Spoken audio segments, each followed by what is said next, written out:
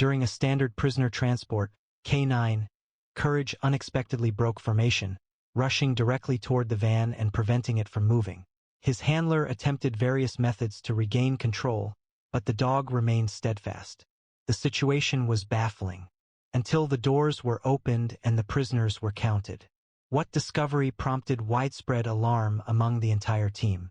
First, click that subscribe button and leave a comment below, letting us know where in the world you're watching from. Now let's proceed. The morning mist covered the asphalt of the county jail parking lot as officers got ready for what was planned to be a standard prisoner transport. The orange light of dawn had just started to appear over the horizon as Officer Matthews adjusted the specialized K9 vest on his partner, Courage, a 2-year-old German shepherd with intelligent amber eyes that missed nothing. "First big transport, boy," Matthews whispered, checking the vest straps one final time. Matthews, a K9 handler for just 3 months, was the newest member of the department's elite unit and striving to demonstrate his capabilities. A sheen of sweat coated his hands as he reviewed the mental checklist his father had instilled in him since childhood. Being the son of the region's most renowned K9 trainer offered certain benefits, yet it also brought with it exceedingly high expectations. The pain of his father's funeral remained acutely present. Just 4 months prior, cancer had claimed the man who had devoted 30 years to establishing the department's K9 program from its inception. The responsibility of upholding that legacy felt heavy on Matthews' shoulders each morning as he donned the uniform. "Officer Matthews," Lieutenant Davidson's clear voice broke through his thoughts. "Transport briefing, now." Lieutenant Davidson was a 20-year veteran known for managing operations with military precision. His square jaw and perpetually furrowed brow suggested a man who hadn't smiled in decades. The lieutenant openly expressed his doubts regarding Matthews' quick assignment to the K9 unit, a position many suspected he obtained through his father's connections, not through merit. "The transport today involves 8 high-risk inmates," Davidson announced to the assembled team, his voice carrying across the parking lot.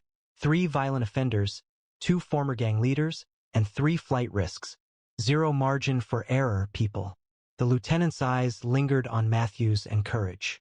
"This is not a training exercise, Officer Matthews. Keep that animal under control at all times." Matthews nodded stiffly. "Yes, sir." The transport convoy comprised 3 vehicles: a lead patrol car with Lieutenant Davidson and his partner, an armored transport van holding the 8 prisoners secured in individual restraints, and a trailing vehicle with Matthews and Courage, responsible for providing supplementary security and a response capability if required. "Convoy formation is standard," Davidson stated. "No stops, no exceptions. Radio check every 15 minutes. Questions?" His gaze surveyed the gathered officers, challenging anyone to speak. "Load up." The substantial doors of the transport van closed definitively as the last prisoner was secured within. As Matthews instilled resolve into the back seat of their patrol SUV, he felt the customary feeling of worry constricting in his chest. His father's voice resonated in his memory. "The riskiest moment is the one where you believe nothing can go wrong." Engines started in sequence. The lead car advanced, trailed by the transport van, its reinforced exterior appearing dully in the early morning light. Matthews inhaled deeply, shifted the vehicle into drive, and followed, finalizing the convoy as it proceeded through the secured gates and onto the road destined for the state penitentiary, 60 miles north. The convoy progressed steadily from the urban sprawl toward the rural highway that would carry them north. The morning traffic flowed easily, the road still wet from the previous night's rain. Matthews established a steady pace for the drive, keeping exactly 3 car lengths separating his vehicle from the transport van in front. "Radio check, all units," Lieutenant Davidson's voice transmitted over the radio at the 15-minute point. "Transport secure. All prisoners accounted for," the van team responded. "Tail position secured," Matthews confirmed, observing Courage, who remained alert but relaxed within his custom-built rear compartment. The standard check was finished. Matthews released his breath.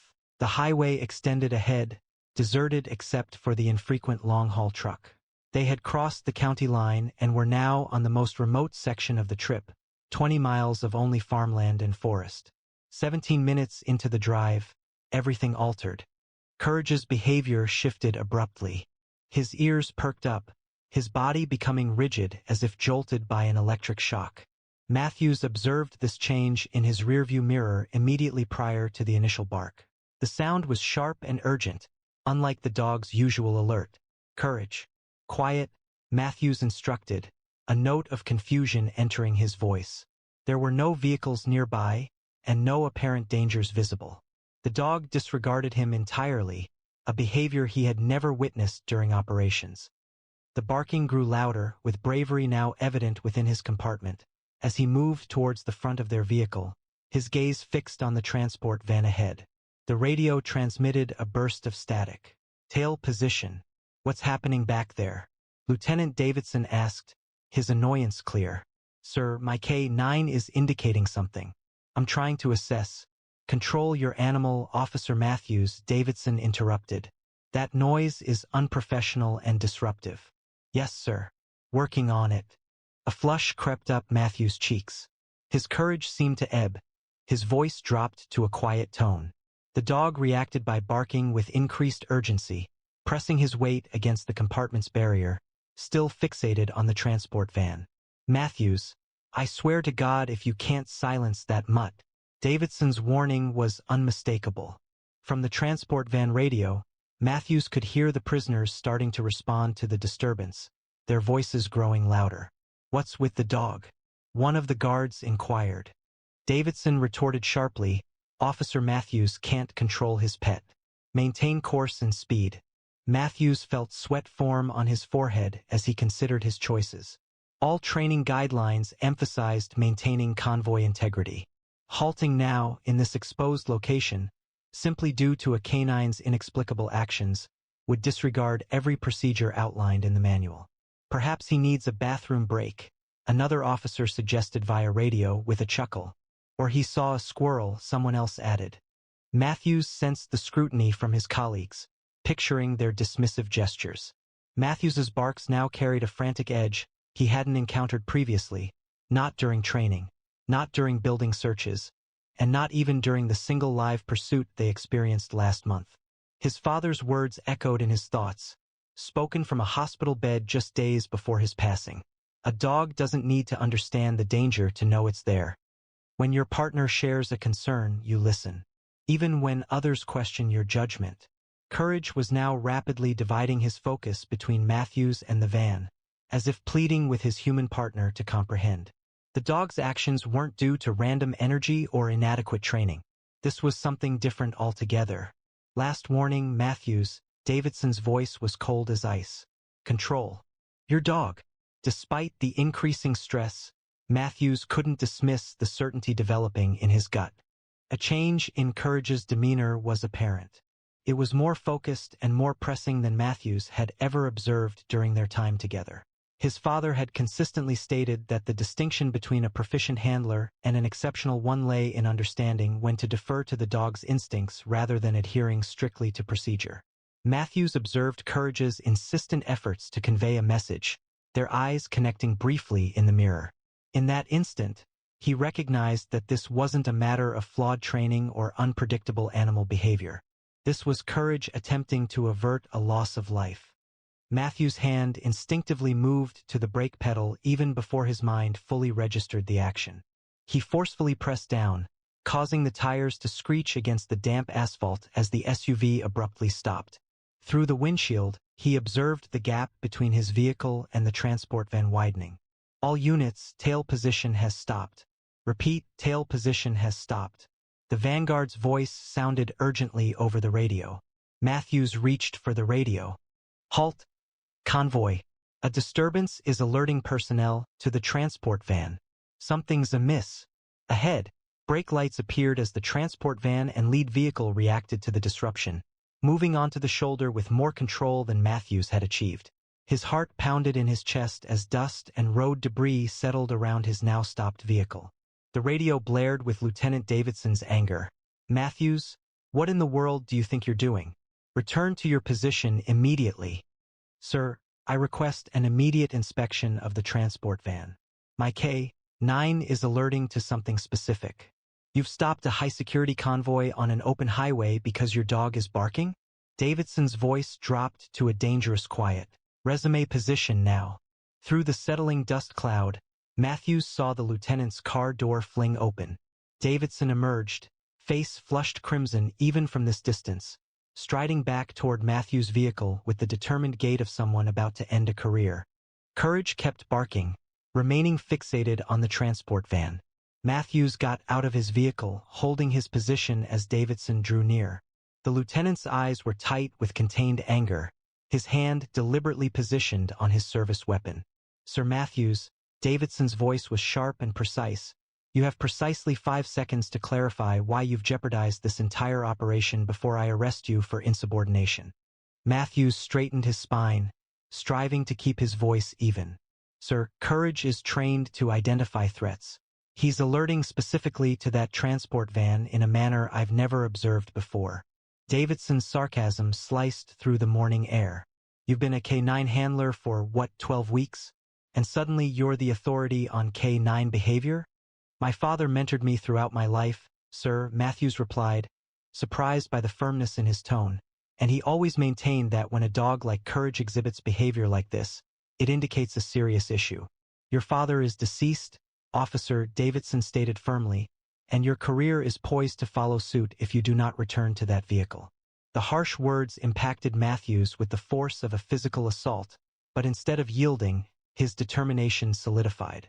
Sir, what potential danger exists in conducting a preliminary investigation? Should I be incorrect, I will submit my resignation immediately. Oh, you'll be doing that regardless, Davidson retorted. From the transport van, a guard called out, Lieutenant, what's the situation? Davidson turned away from Matthews, shouting back, nothing, just an inexperienced handler who can't control his animal. Matthews seized the lieutenant's brief lapse in attention to open his rear door. Immediately, Courage dashed toward the transport van, his barking intensifying. Courage, heel, Matthews called, but the dog was focused on the task, positioning himself directly in front of the transport van's rear doors, his body tense and watchful. Several other officers had now left their vehicles, observing the situation with reactions varying from embarrassment to curiosity. The transport guards stood nervously by the van, hands on their weapons, unsure of what to do. Get that dog away from my transport, Davidson ordered, moving toward Matthews again. You've just thrown away your career. Do you understand that? Matthews swallowed, keenly aware of the professional destruction he was causing. Still, something beyond reason pushed him forward. His confidence stemmed from a sense of unwavering belief, reflecting his father's guidance and a deepening suspicion that a serious problem existed. Sir, he stated softly, I suspect there's an immediate danger to this transport. If I am mistaken, I will bear any repercussions. Please inspect the van. Davidson observed him intently, his jaw clenching with restrained anger. At last, he addressed the transport guards. Very well. Examine it. Let's definitively demonstrate what occurs when familial connections secure a job beyond one's qualifications. The transport guards exchanged hesitant looks as Lieutenant Davidson arrived. Sir, this is a violation of protocol. We are not authorized to open the transport doors outside a designated secure facility, Officer Jenkins stated. I am familiar with the protocol, Officer Jenkins. I contributed to drafting half of it, Davidson retorted. He added, but it seems we must accommodate Officer Matthews' special assignment before we can proceed with our regular duties. Despite the remark, Matthews maintained a composed expression, his attention drawn to Courage, who stood directly before the van's rear doors. The dog's focus was intense, his ears pricked forward, his body trembling with anticipation. Officer Jenkins used his key to unlock the exterior door, while Officer Reyes drew his firearm and prepared himself. Move away from the doors, prisoners. Keep your hands in sight. The substantial metal door opened with a hydraulic hiss. The interior was dimly lit, showing 2 rows of prisoners fastened to their seats with handcuffs and ankle restraints, each additionally secured to the floor with chains. This was the usual method for prisoner transport, intended to severely limit movement. Count off, Jenkins commanded, standing at the entrance. Lieutenant Davidson stepped forward. I'll manage this. He entered the van, his expression serious. Let's proceed swiftly. Matthews stayed outside, displaying bravery. His barking had stopped abruptly, and he was now intently focused. The dog's gaze followed something within the van, his posture changing from alertness to a targeting stance, the way he positioned himself when concentrating on a particular danger. Inside, Davidson started the prisoner count, proceeding carefully down the central aisle. 1. Here, answered the first prisoner, a man with extensive tattoos who raised his handcuffed hands. 2. A fellow inmate responded with a gesture, lifting his hands. The head count proceeded smoothly until Davidson arrived at the sixth prisoner, positioned toward the back of the van where darkness prevailed. The light fixture above had failed, making that section notably dark. 6. Davidson announced. Here and accounted for, came a steady reply from the shadows. The prisoner moved a little, the restraints on his ankles rattling against the metallic floor. Matthews observed a sudden shift in Courage's demeanor. The dog's muscles tightened, a low growl substituting for his previous barks. Something about that particular prisoner had elicited a more pronounced reaction. Sir, Matthews called out with a sense of urgency, Courage is signaling prisoner 6. Davidson turned, releasing an exasperated sigh. Officer Matthews, I swear to... His words were interrupted as his gaze fell upon something unexpected. The lieutenant moved closer, inspecting the restraints on prisoner 6. Davidson stated, his voice suddenly professional, your cuffs are loose. How did that happen, inmate? The prisoner, a muscular man with close-cropped hair and cold, calculating eyes, smiled slowly. Just got lucky, I guess. Matthews witnessed the event unfold in slow motion. As Davidson reached for his radio to report the security breach, the prisoner's posture shifted with snake-like speed. His seemingly stable hands lunged forward, one seizing Davidson's firearm, while the other encircled the lieutenant's neck.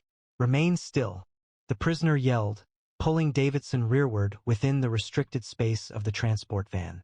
Retreat from the doorway, or the lieutenant will be harmed. The remaining prisoners commenced shouting, a few expressing approval, others reacting with shock. Officers Jenkins and Reyes quickly drew their weapons, but the confined space and Davidson's position as a human shield prevented any shots. Donner, stand down, Jenkins yelled, identifying the prisoner. Matthews's training engaged instantly. He created space, drawing people away from the van doors, while evaluating the swiftly worsening situation. He frantically tried to remember everything about prisoner 6, Ray Donner, a former military member serving multiple life sentences for armed robbery and murder.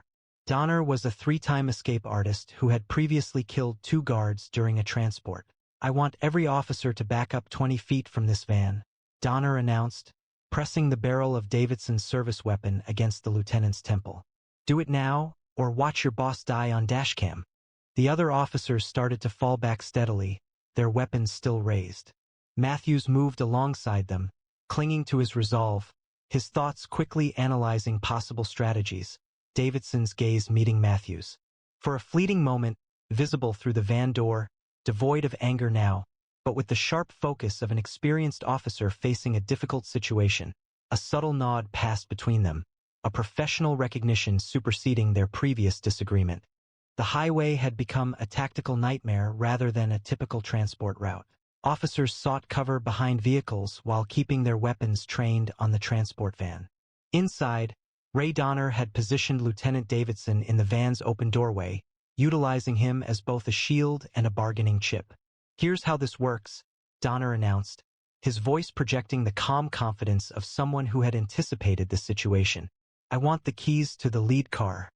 A straightforward escape was achieved, and there was no sign of pursuit for 30 minutes.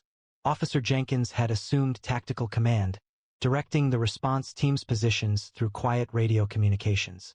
Dispatch, we have a code 10-24, a hostage situation involving Lieutenant Davidson, requesting immediate backup and tactical team deployment to Highway 16, mile marker 37.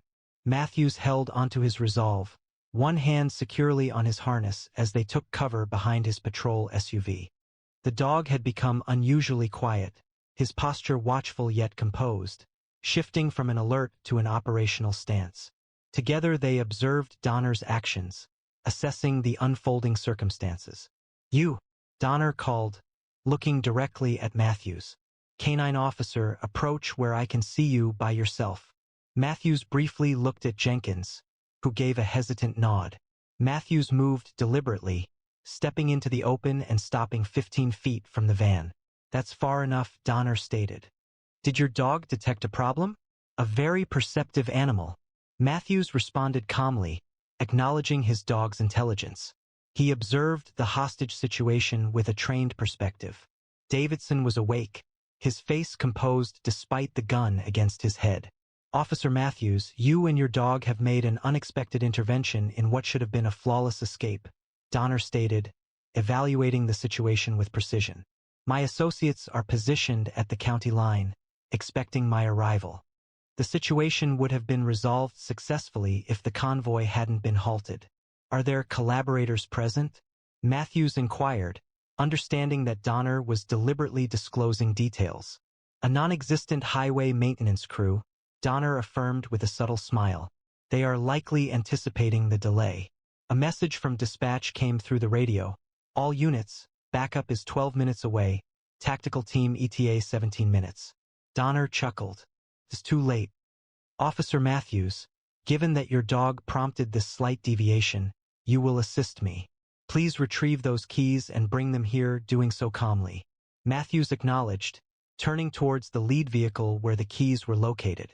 As he did so, he noticed someone displaying bravery positioned near his SUV, mostly concealed from Donner's line of sight. A plan started to develop. "The rest of you," Donner addressed the other officers, "lower your weapons and move them away. I am familiar with police procedure. The safety of the lieutenant is paramount, isn't it?" He increased his hold on Davidson, prompting the lieutenant to show discomfort. The transport guards, with evident hesitation, lowered their weapons. Matthews returned with the keys, pausing at the prescribed distance. "Toss them here," Donner instructed. Matthews followed the order, throwing the keys so they landed just beyond the van's step. Donner would need to advance a little to get them, a deliberately planned placement. "Now, where's that dog of yours?" Donner inquired, his gaze sweeping the surroundings. "I ensured he was safely in my vehicle," Matthews stated with practiced ease. "He is trained to engage armed suspects. It would be unfortunate if he misunderstood the circumstances." A sound decision, Donner acknowledged favorably. Introducing a canine would create difficulties. Matthews kept his eyes fixed on Donner, avoiding looking in the direction of where the true source of resolve was situated. "What will happen to the lieutenant after you have the car?" "That is contingent upon the success of the next several minutes," Donner responded. "I have no desire to cause harm, but I will not return to a cell. 18 years inside is sufficient." Matthews, during the conversation, was quietly evaluating the situation. The lieutenant's location, Donner's hold on the weapon, the distance involved, were all elements in the quickly developing strategy. Above all, he observed that Donner's focus was split between the officers, the keys remaining just out of reach, and his plans for what came next. "You served in the military," Matthews noted, keeping the conversation flowing with Donner while making small adjustments to his own stance. "Special Forces, correct?" Donner replied, a trace of satisfaction in his tone. "2 tours with Army Rangers before I discovered more lucrative opportunities, which is why I understand precisely what you're all thinking. The tactical approaches, the response times, the protocol. I'm very familiar with them." Davidson's gaze briefly connected with Matthews. The lieutenant recognized the delaying maneuver. Even with their previous disagreement, a brief instance of professional respect emerged. "I need water," Davidson said abruptly, his voice hoarse. "I can't breathe properly with my arm around my throat." "Sir, we have water available here," Matthews responded, indicating his patrol vehicle. "It would demonstrate goodwill to address basic humanitarian requirements." "All right," Donner conceded after a pause. "Bring it carefully." Matthews proceeded purposefully toward his vehicle, utilizing the movement to evaluate visibility and complete his strategy. Upon returning with the water bottle, he established himself at the exact angle required, a position that would necessitate Donner to shift somewhat away from the location where Courage was concealed, allowing him to simultaneously safeguard his hostage and keep Matthews within his line of sight. Here, Matthews stated, setting the bottle down close to the keys. The placement was intentional. When the moment arrived, Donner had to glance downwards to retrieve both items, briefly diverting his focus. Pathetic attempts at manipulation, Donner remarked, shaking his head. This is why most cops fail in hostage situations. You're all following procedure. Matthews responded, deliberately adjusting his posture to project confidence. Does your manual address the situation when you can't see the canine? A flicker of doubt crossed Donner's face for the first time. His gaze quickly scanned the surroundings, looking for the dog he's been informed was safely inside the vehicle. What are you talking about? Matthews stated calmly, his hand moving to the designated position for a rapid attack. He was never there. Donner's expression changed from assurance to worry as he understood the trap forming around him. His eyes frantically searched the area, looking for the dog he had considered unimportant. You're bluffing, he stated, firmly holding Davidson while shifting his posture to check under the cars. The dog had disappeared. I should have noticed. The keys, Donner said abruptly, indicating the ground with the gun. Retrieve them and give them to me. Immediately, Matthews responded, advancing cautiously as if agreeing. While leaning down to pick up the keys, Matthews made a choice. His right hand dropped to his side, fingers snapping once, a crisp, nearly silent sound that would be meaningless to human ears, but conveyed a specific meaning to his partner. From beneath the transport van, Courage appeared like a phantom. There was no barking, no warning growl, just 70 pounds of precision-trained muscle moving silently. In the fraction of a second before impact, Donner finally noticed the movement in his peripheral vision. But it was already too late. Courage made contact with precise accuracy, his jaws securing Donner's gun arm with sufficient force to compress but avoiding crushing, a specialized bite intended to neutralize without causing lasting harm. The prisoner reacted with a cry of shock and discomfort as the German Shepherd's force lifted his arm, and the weapon fired harmlessly into the air. Lieutenant Davidson responded immediately, driving his elbow back into Donner's solar plexus while shifting his weight forward, breaking the hold around his neck. The lieutenant rolled free as Matthews covered the distance in 3 quick steps. Donner fought fiercely against Courage's hold, but the dog held firm, maintaining consistent pressure that immobilized the arm without damaging arteries or bones. The gun fell to the pavement as Matthews landed a precise strike to Donner's shoulder, which further destabilized his balance. With Donner face down, his other arm secured behind his back, Matthews calmly and slowly gave instructions. Upon Donner's compliance, Matthews issued the release command, Courage, out. The German Shepherd immediately loosened his hold, retreating 3 steps while remaining focused on the prisoner, prepared to reactivate his restraint if needed. Matthews moved quickly, fastening reinforced restraints around Donner's wrists, with 2 other officers providing protection. Secure, Matthews declared once the cuffs were double-locked. The team proceeded with coordinated precision, fully restraining Donner with additional restraints while addressing his injured arm. Blood marked his sleeve where Courage's teeth had broken the skin, but the wound was stabilized, precisely as the dog had been trained to act. Lieutenant Davidson came forward, feeling the pressure where Donner's arm had squeezed his neck. He paused to watch the prisoner being restrained, then looked at Matthews with an expression the younger officer found difficult to interpret. Search him completely, Davidson instructed the team. He likely has tools to break free from the initial bonds. Ensure there are no other hidden items. Officer Jenkins carried out the search, finally discovering a small metal tool inside Donner's boot. Found it, he announced. The object appeared to be a modified lockpick, Davidson noted. He suggested checking the other prisoners, as this could have been a coordinated effort. As the team secured the area, Matthews examined Courage for any injuries resulting from the apprehension. The German Shepherd remained calm, his task finished, anticipating the next order with unwavering concentration. Good boy, Matthews murmured, briefly connecting with his partner. The operation was flawlessly executed. Courage offered a short tail wag, the sole deviation from his composed bearing. Davidson came forward, his previous frustration now something Matthews couldn't readily define. Your dog performed well, the lieutenant stated directly. Clean takedown. Thank you, sir, Matthews responded, rising to address his superior. Dispatch reports they've apprehended 2 suspects in a fraudulent maintenance vehicle at the county line, Davidson added. As it turned out, Donner's associates were positioned precisely as he indicated. Davidson observed the unfolding events and remarked that, without the dog's timely warning, the situation could have transpired quite differently.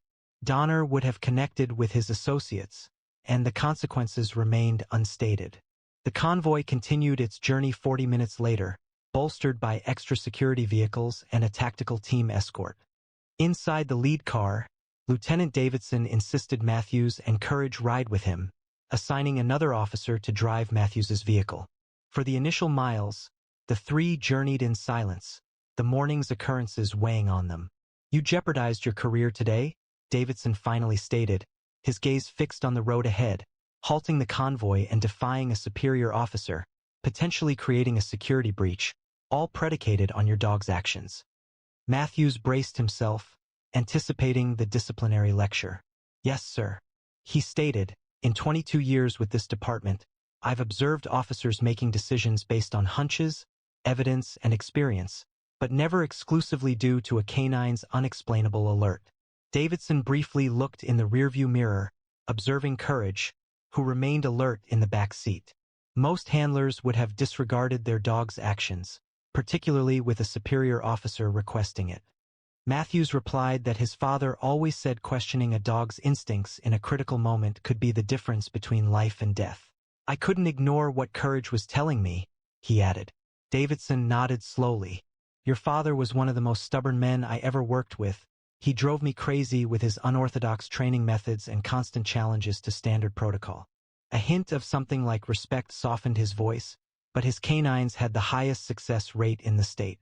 I never understood how. Matthews explained that he believed in building true partnerships, not just handler-dog relationships. He said most departments train dogs to be tools, but they should be trained as thinking team members. Today proved his point, Davidson conceded, rubbing his neck where Donner's arm had compressed his throat. If you and Courage hadn't been there, this transport would have unfolded very differently. People would have died, myself included, most likely.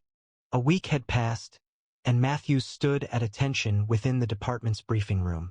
The chief of police moved to the front, speaking to the gathered officers. Today, we acknowledge outstanding service that averted a potential tragedy, the chief began. Lieutenant Davidson has submitted a detailed report recommending commendation for Officer Matthews and his canine partner Courage. Their actions directly prevented a coordinated escape attempt and potentially saved multiple lives. Lieutenant Davidson approached, holding a department commendation pin. This gesture carried special significance, especially considering that he had been ready to end Matthews' career just days earlier. Davidson formally stated that Matthews' quick thinking and willingness to trust his partner's instincts exemplified the department's highest standards, attaching the pin to Matthews' uniform, even when it required challenging a superior officer who was incorrect. The final words were spoken softly, intended solely for Matthews to hear. Following the ceremony's conclusion, Matthews drove to the Hilltop Cemetery where his father was buried. A sense of bravery stood with him, waiting as Matthews knelt near the plain headstone. You were correct, Dad, he said softly, attaching the commendation pin to the chilly granite, regarding the importance of trusting one's colleague rather than procedure, about Courage being unique, about everything.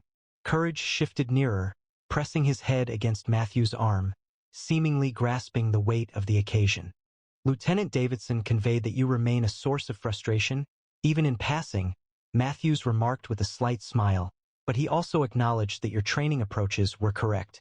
He plans to institute them across the department next month. As the setting sun stretched long shadows over the cemetery, Matthews prepared to depart. He experienced a feeling of fulfillment, of obligations fulfilled and teachings respected. His father's legacy would persist through the special connection he shared with Courage, a partnership founded on shared trust that had already demonstrated its value in the most challenging situations. Come on, boy, Matthews said, his voice calm and assured as they returned to the patrol car together. We have work to do. Have you ever observed an animal anticipating danger before humans could perceive it? Creatures demonstrate remarkable instincts, frequently exceeding our own capabilities, enabling them to detect dangers we could overlook. Considering Officer Matthew's situation, what course of action would you have taken? Should you have followed your dog's instincts, despite potential career repercussions? Would you prioritize your pet's behavior above reason and established protocols? Please share your related experiences in the comments section. We hope today's story resonated with you. Please subscribe and enable notifications to stay updated on our daily uploads of remarkable dog stories. These four-legged heroes deserve acknowledgement for the amazing work they perform with their human partners. Share this video with the dog enthusiasts in your life who appreciate that animals sometimes possess greater understanding than humans do. You're currently watching our previous stories about amazing canine heroes, including our well-known video about the search dog who located a missing child in a blizzard when all human efforts had failed. We'll see you tomorrow, same time, with another brand new video. An airport police dog persistently alerted to an abandoned bag. Could it potentially contain explosives? Hesitantly, security personnel opened the bag, and the contents necessitated an immediate evacuation. Here's the full story. Before we proceed, please share in the comments below where you're watching from. And if you enjoy compelling police dog stories such as this one, remember to subscribe to stay updated on future content. A sterile glow from the fluorescent lights of Terminal 5 at O'Hare International Airport illuminated the polished floors as travelers rushed by, pulling rolling suitcases and carry-ons. A continuous hum of activity filled the air, punctuated by announcements over the PA system and conversations in a mix of languages. It was just past 7 a.m.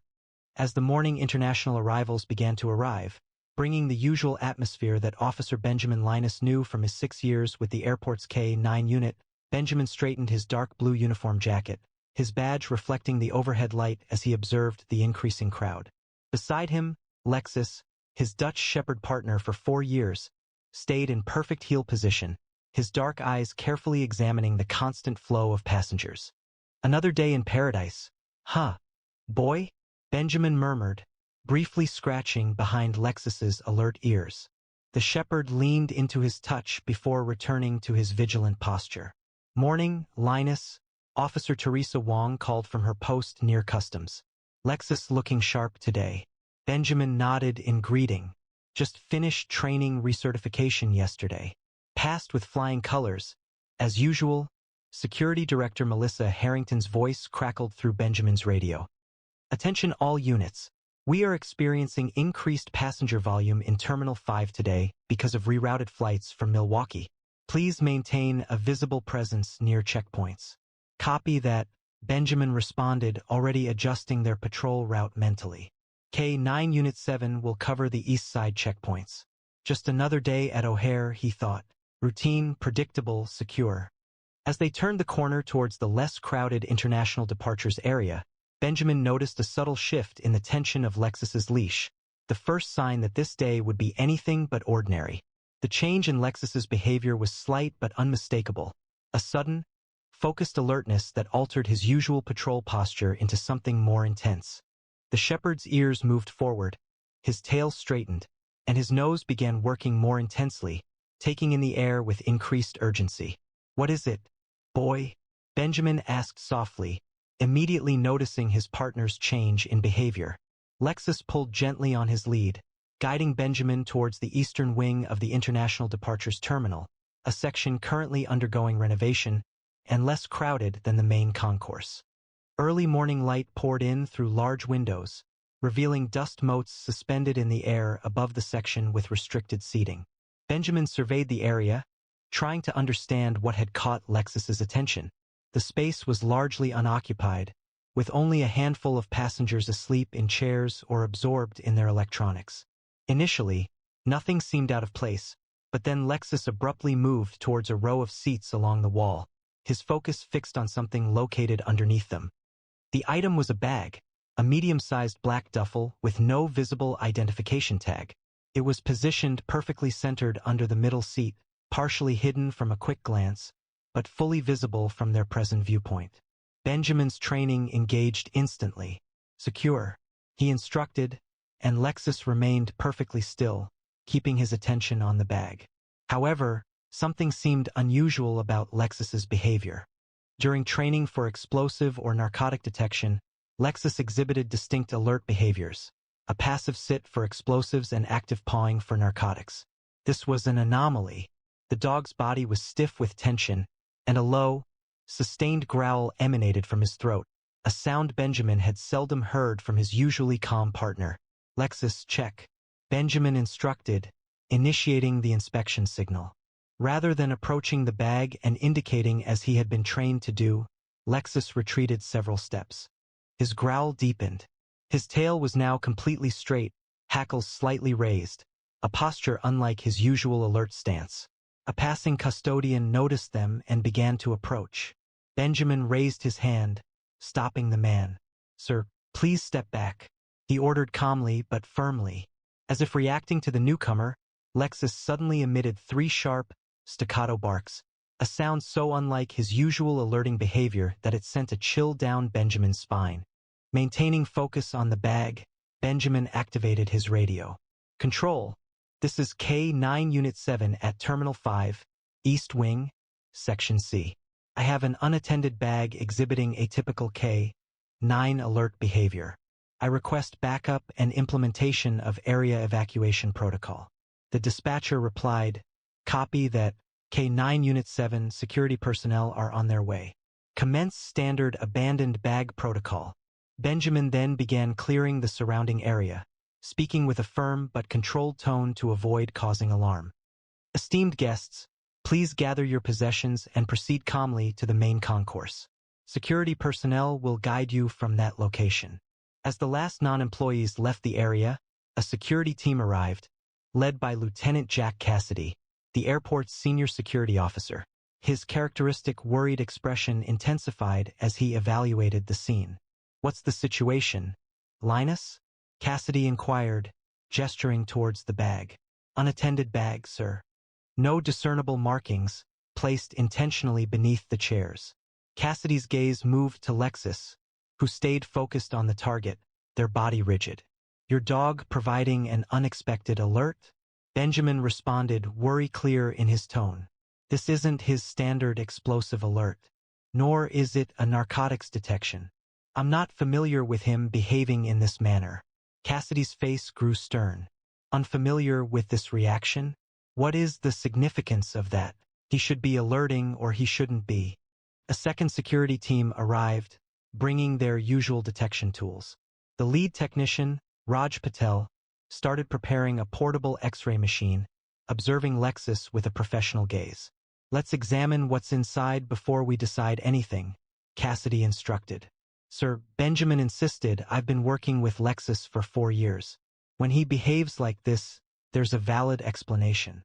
As evacuation procedures began, Benjamin's thoughts returned to the day he first encountered Lexus, 3 years prior to their formal partnership. The recollection was clear: a scorching July afternoon at the Homeland Security Training Facility in Virginia, when Benjamin was attending specialized K9 handler training. "This one's different," Trainer Martinez stated, guiding Benjamin toward an isolated kennel separate from the other training dogs. A Dutch Shepherd, roughly 2 years old, was discovered during a raid on a trafficking operation near the Mexican border. Benjamin had looked into the kennel, anticipating an aggressive or distressed animal. However, he encountered an intensely focused gaze from a slender, muscular shepherd with distinctive amber eyes. Unlike many rescued dogs, the dog did not bark or pace. He remained perfectly still, evaluating Benjamin with a nearly human intelligence. "What is his history?" Benjamin asked, maintaining eye contact with the extraordinary animal. Martinez referred to his clipboard. "We're not entirely sure," he stated. "The operation involved smuggling both drugs and people. This dog was discovered guarding a container holding children inside. He did not attack the rescue team, did not attempt to flee, but instead protected the kids. The strangest thing I've ever seen," Martinez commented. "He's failed traditional explosive detection programming," Martinez clarified. "Not because he lacks the ability to detect. His scent detection abilities are exceptional, yet he repeatedly signals to things we haven't intentionally introduced. We initially dismissed these as false positives." Benjamin inquired when Martinez paused. 3 times now, he's alerted on items or locations where we discovered nothing. Each instance, we submitted the indicated items for comprehensive analysis. On each occasion, further investigation revealed something previously undetected. Chemical precursors, residues, compounds our routine tests failed to identify. It was as if he perceived the world on a different sensory plane than our other dogs. Benjamin returned to the current reality as Patel's voice cut through his memories. The initial scan revealed standard items, clothing, toiletries, and what appeared to be documentation. No explosive compounds were found, nor any unusual wiring or devices. Cassidy directed a significant look toward Benjamin. There you have it. With due respect, sir, Patel added, there's a peculiarity concerning the interior lining. Observe this density variation. The bag appeared to have a subtly altered compartment. It was barely noticeable, but clearly not a result of standard manufacturing. Benjamin felt a sudden feeling of unease as he noticed Lexus looking at him, seemingly confirming his suspicions. Lieutenant, he said softly, I believe we must treat this with utmost seriousness. Lexus has identified something that our usual protocols aren't addressing. Cassidy finally gave the order, call the bomb squad. Implement full evacuation protocol, establishing a 100-foot perimeter. Linus, I expect your dog to be correct about this. The bomb squad technicians advanced with methodical precision, their bulky protective suits making them appear almost robotic as they neared the abandoned bag.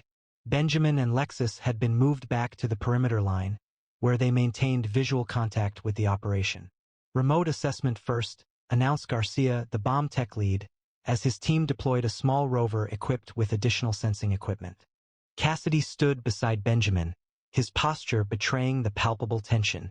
O'Hare deals with more than 2,500 lost items annually, he said. 99% are simply forgotten laptops and water bottles. He shook his head. We're closing down half a terminal because of a dog's unusual actions. The rover approached the bag, and Garcia directed its unique sensors from a distance. Following several anxious minutes, his voice came over the radio. No explosive compounds found, no radiation, no known biological agents detected. Shifting to a physical examination, Garcia proceeded, personally inspecting the bag with a specialized camera. Another individual arrived at the edge of the area, a woman wearing a fitted charcoal suit, her Homeland Security identification clearly visible. Agent Diana Walsh introduced herself briefly, asking about the circumstances. Likely a false alarm, Cassidy replied, before Benjamin could respond. Typical abandoned bag. No explosives have been found. We anticipate resuming operations soon. Walsh's keen gaze shifted from the surroundings to Lexus, who was now looking straight at her, his stance still tense and focused. That your dog, officer? Linus. Benjamin Linus. And yes, this is Lexus, she stated, rather than asked, which surprised Benjamin. I read the file. His alert behavior is unusual? Very, Benjamin confirmed. I've never seen him react this way before. Walsh examined Lexus with heightened interest. What exactly is different about his behavior? He is maintaining distance while remaining focused. Normally, he approaches detection targets directly. And these vocalizations? As if on cue, Lexus let out another series of short, sharp barks. They're not part of his training. Over the radio, Garcia's voice interrupted their conversation. Physical inspection reveals no traditional threat devices. However, there's definitely a concealed compartment in the lining. Very sophisticated work, not visible to the naked eye. Walsh's face grew serious. Don't open that compartment, she instructed firmly into her own radio. Excuse me? Cassidy questioned. This is airport jurisdiction. Not anymore, Walsh replied, showing her credentials more clearly. That bag corresponds to a profile we're monitoring. Officer Linus, how is your dog reacting? Is he retreating while still attentive? Benjamin responded, seemingly taken aback. That's precisely what's happening.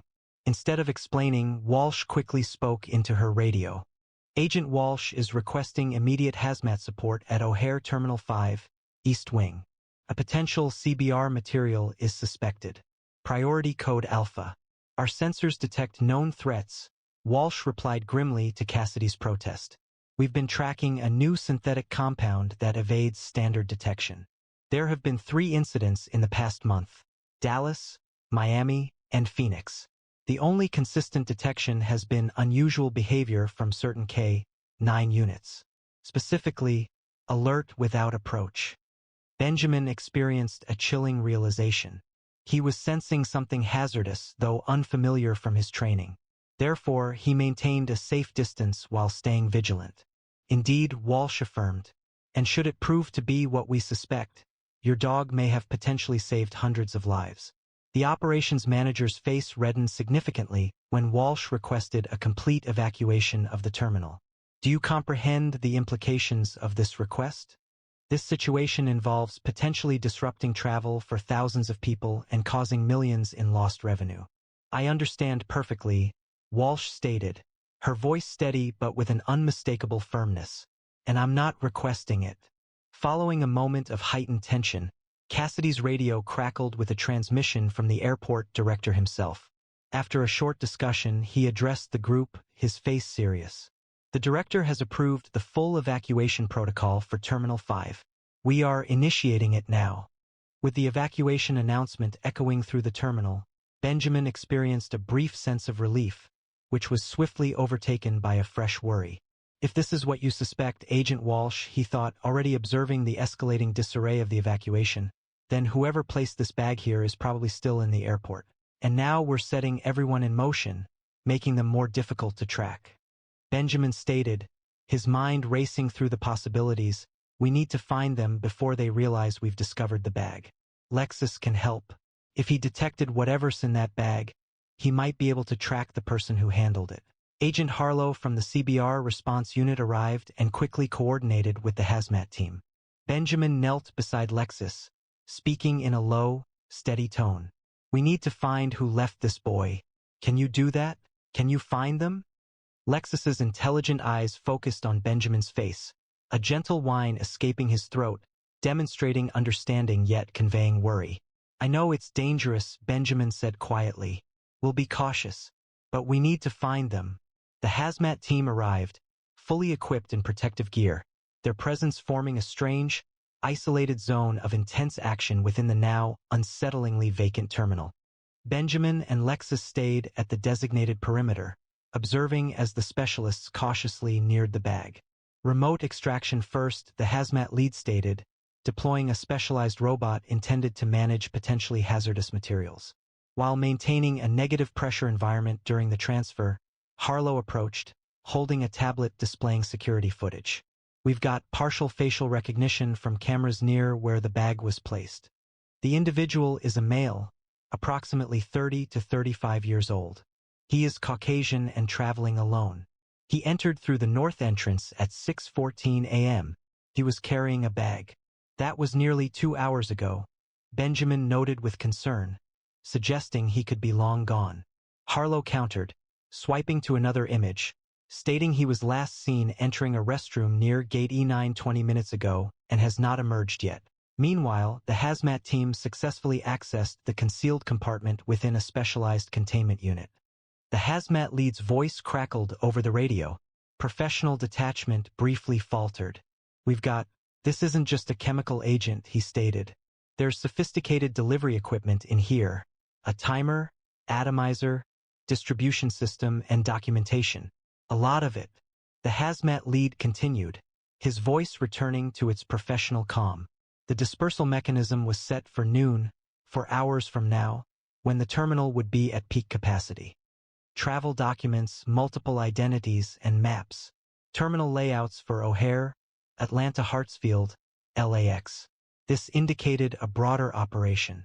A hazmat technician meticulously removed what seemed to be a small notebook, securing it in a transparent evidence bag, and subjecting it to a decontamination procedure before it was given to Harlow.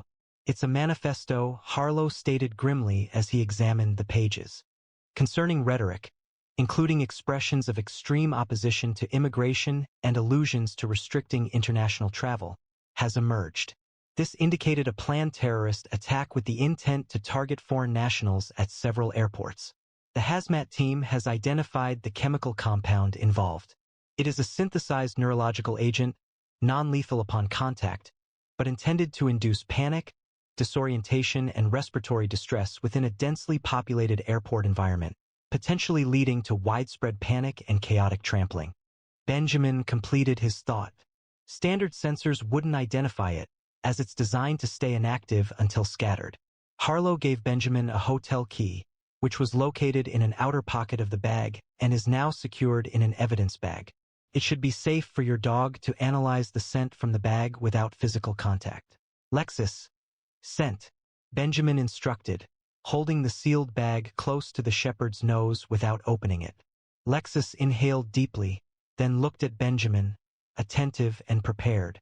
Locate him. Benjamin gave the signal, and they proceeded into the terminal's interior, where their suspect might still be concealed. Lexus advanced with focused determination through the evacuated terminal, his nose working constantly as he followed the scent from the hotel key card.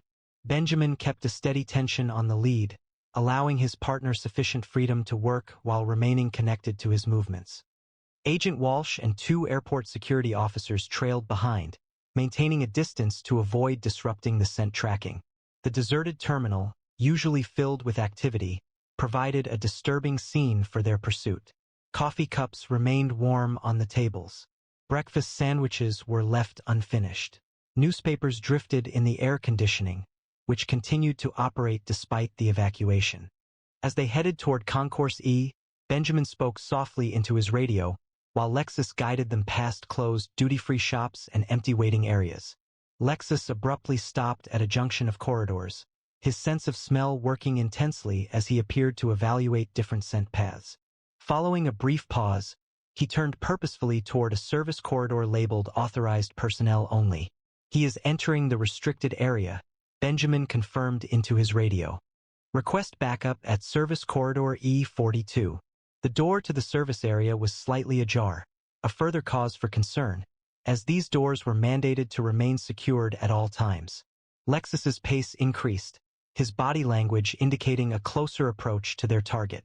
The narrow corridor opened into a more spacious back-of-house area where airport operations handled luggage, supplies, and equipment. Lexus paused once more, moving around a section close to a staff break room before returning towards a door labeled Electrical Access. His actions changed slightly, his ears perked, his posture suggesting he's found their target. Through the little, wire-reinforced window, Benjamin could see activity inside, someone quickly collecting things from a backpack. Subject identified, Benjamin spoke into his radio. Male matches description, seems to be getting ready for something. Request immediate tactical response. Lexus emitted a warning bark. The suspect had observed their presence through the window. Immediately, the man inside began moving, displaying frantic energy, retrieving something from his pack. No time, Benjamin responded urgently. Subject is actively handling unknown materials. We're moving in now. With practiced coordination, Benjamin and the security team positioned themselves at the door while Walsh covered their flank.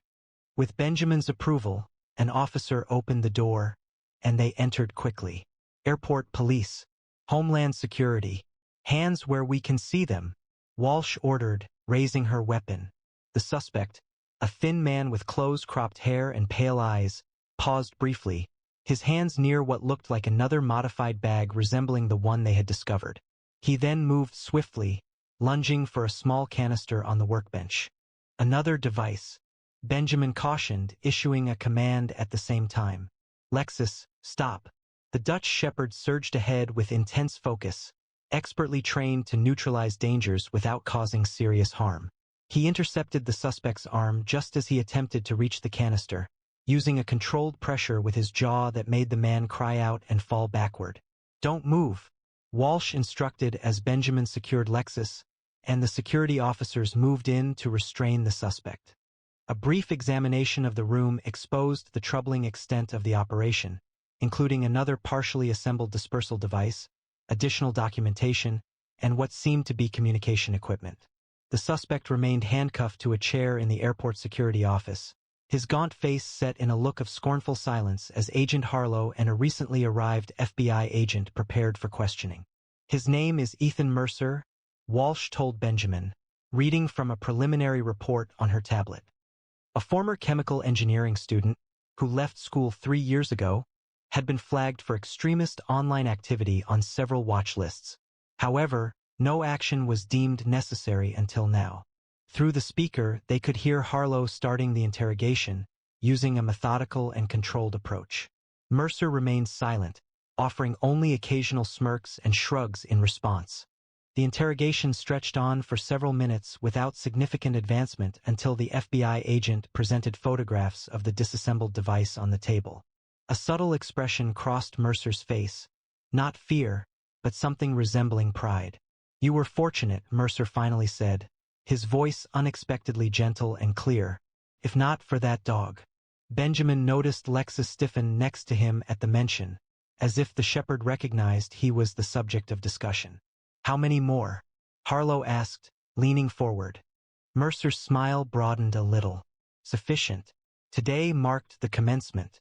The purification process has begun, and the impending events are unstoppable." A disturbance in the hallway captured their focus when the hazmat team leader arrived with pressing information. "We have finished the analysis of the communication devices located with the suspect," he stated. "They are burner phones, each containing only 3 numbers in the call history. Each of those 3 numbers traces back to prepaid phones bought in separate cities." Walsh suspected Dallas, Atlanta, and Los Angeles. His assessment proved accurate, the hazmat lead verified. Further details emerged. The devices incorporated synchronized timers, intended for simultaneous activation across all locations. "Your phones betrayed you, Ethan," Harlow stated, her voice steady through the interrogation room speaker. "We are currently monitoring your associates." He glanced at his watch with a studied nonchalance. "They are likely already in custody. Now, the crucial question remains: who will break their silence first?"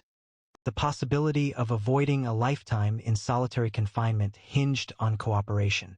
For the first time, uncertainty appeared on Mercer's face. His meticulously built resistance started to falter.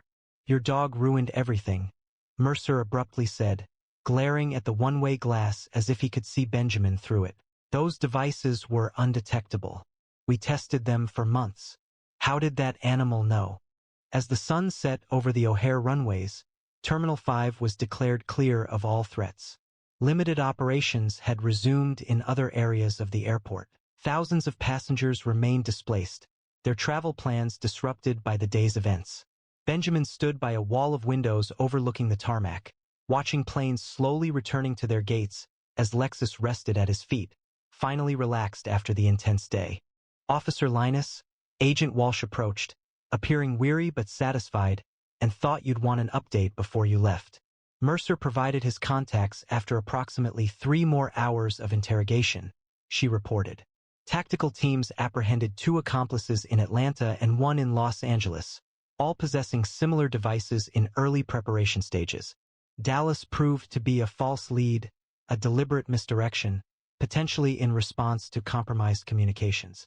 "We stopped it," Benjamin confirmed, his voice conveying obvious relief. "Completely?" Walsh affirmed, looking down at Lexus with a gesture of respect. "The timing was absolutely critical. Had that first device deployed successfully, it would have provided data enabling improvements to the others. Each subsequent attack would have been more effective. Do you have any understanding yet of how he managed to detect the compound when none of our equipment could?" Walsh smiled faintly. "Our lab has a theory. The compound's chemical profile shifts slightly upon exposure to the surrounding atmosphere. This characteristic contributed to the difficulty in its detection. Standard instruments are often adjusted to recognize defined, consistent profiles. Lexus, however, operates differently. Canines don't use calibration. They interpret sent data through unique methods, identifying patterns and alterations beyond the capacity of current technology." Dr. Aris knelt down to Lexus's level, receiving a questioning head movement from the shepherd. "This particular dog appears exceptionally skilled. It's likely his early experiences contributed to his advanced detection abilities." Lieutenant Cassidy arrived, his initial doubts giving way to clear respect. The director has scheduled a meeting for both of you tomorrow morning. A commendation is planned. The FBI is now assuming control of the investigation, Walsh stated. However, Homeland Security remains keen on evaluating your K9's detection capabilities. With your permission, we'd like to develop a training program utilizing Lexus's responses to assist other dogs in recognizing these types of threats. As Walsh and Cassidy departed, Benjamin knelt beside Lexus, carefully taking the dog's face in his hands. The intelligent amber eyes that had first connected with him years ago at the training facility looked back with the same unwavering trust. You did well today, partner. Really well. He stroked his hands along Lexus's sides. A final check was performed to ensure there were no signs of distress or exposure. Finding none, the lead was reattached to the tactical collar. Let's go home. As they walked through the terminal, which was gradually reopening, Benjamin thought about how many near misses in his career had depended on split-second decisions and instinctive reactions. But today had been different. Today focused on the deep trust developed between Handler and K9 through years of collaboration, a connection that went beyond training manuals and standard procedures. What Lexus accomplished couldn't be duplicated by technology or documented in reports. It represented the peak of natural aptitude, specialized training, and something more intangible, a nearly instinctive ability that some remarkable working dogs appeared to have. Benjamin had consistently trusted his partner's skills, but today had solidified that trust into something absolute. No matter what difficulties they encountered moving forward, they would confront them as a team, their partnership strengthened by the experiences of today. The following morning would involve reviews, paperwork, and probably numerous inquiries regarding Lexus's distinctive detection abilities. For tonight, Benjamin felt satisfied, knowing that many travelers would return home safely to their families, completely unaware of how narrowly they had avoided disaster, and how a Dutch shepherd with amber eyes had stood between them in the midst of chaos. Have you ever experienced a moment when an animal perceived something that humans completely missed? Animals often possess remarkable abilities that science is still trying to understand. This story highlights how vital these instincts can be in critical situations. We are interested in hearing about your experiences with animals that appear to possess more understanding than the humans nearby. Considering you were in Officer Linus's position, would you have believed your canine partner's atypical behavior, despite technology and protocols indicating no danger? It requires significant courage to support a partner's instincts when others advise caution. Can you recall a time when you made a tough choice relying on your gut feeling instead of data? Working dogs, such as Lexus, contribute to saving many lives daily across the globe due to their remarkable skills and commitment. Do you have personal encounters with service animals or working dogs that impressed you with their intelligence and abilities? Please share your stories in the comments below. Inspired by Lexus's incredible story today? Don't miss our next video. Subscribe and enable notifications. We release another unforgettable story of heroism and dedication from the world's most extraordinary canine officers every day at the same time. Give a like if you think these four-legged heroes deserve more recognition for their life-saving work. We think you'll enjoy this video if you love dogs or are interested in canine units.